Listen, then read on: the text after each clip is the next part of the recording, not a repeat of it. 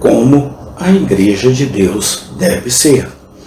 Parte 05, dia 3 de março de 2025.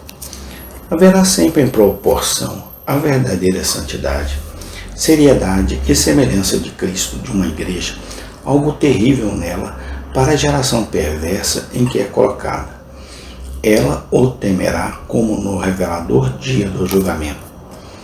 Aqueles a quem os ímpios temem, porque os condenam por seu caráter, eles tentam expulsá-los do mundo, se puderem, ou cuspi-los com calúnias, se não puderem feri-los com a mão da crueldade. O martírio dos santos é o resultado das trevas odiarem a luz, porque a luz manifesta suas más ações. Haverá sempre em proporção a verdadeira santidade, seriedade e semelhança de Cristo de uma igreja, algo terrível nela para a geração perversa em que é colocada. Ela o temerá como no revelador dia do julgamento. Aqueles a quem os ímpios temem, porque os condenam por seu caráter. Eles tentam expulsá-los do mundo, se puderem, ou cuspi-los com calúnias, se não puderem feri-los com a mão da crueldade. Então, há algo terrível em uma igreja viva para todos os errôneos. Agora mesmo, 2 exércitos acamparam contra o exército de Deus, opostos um ao outro, mas confederados contra a igreja de Deus. O ritualismo, com sua superstição, seu sacerdócio, sua eficácia sacramental, seu ódio às doutrinas da graça, e do outro lado, o racionalismo, com sua incredulidade zombeteira e especulações absurdas. Estes, como Herodes e Pilatos, concordam em nada, exceto em oposição a Cristo. Eles têm um pavor comum, embora possam não confessá-lo. Eles não temem aqueles discursos de palanque, nos quais são tão furiosamente denunciados em reuniões públicas, nem aquelas discussões filosóficas em que são derrubados por argumentos. Mas eles odeiam, mas eles temem e, portanto, abusam e fingem desprezar a pregação fervorosa, zelosa e simples da verdade como ela é em Jesus. Esta é uma arma contra a qual eles não podem resistir. A arma do estranho evangelho, nos dias de Lutero, fez maravilhas.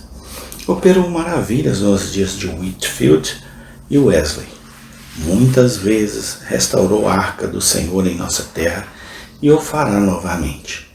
Não perdeu nada de seu antigo poder e, portanto, é o terror dos adversários de Cristo. A terrível majestade do teu aspecto ataca os teus inimigos com medo, como fazem os exércitos quando os estandartes voam e as bandeiras marciais aparecem, como tua armadura brilhando brilhantemente. Seus espíritos assustados se acalmam, as armas do teu guerreiro podem desafiar os portões do inferno. Até para o próprio Satanás, a igreja de Deus é terrível. Ele pensa, lidar com indivíduos, mas quando esses indivíduos se fortalecem mutuamente por conversas e orações mútuas, quando estão ligados um ao outro em santo amor e fazem um templo no qual Cristo habita, então Satanás é duramente colocado nisso.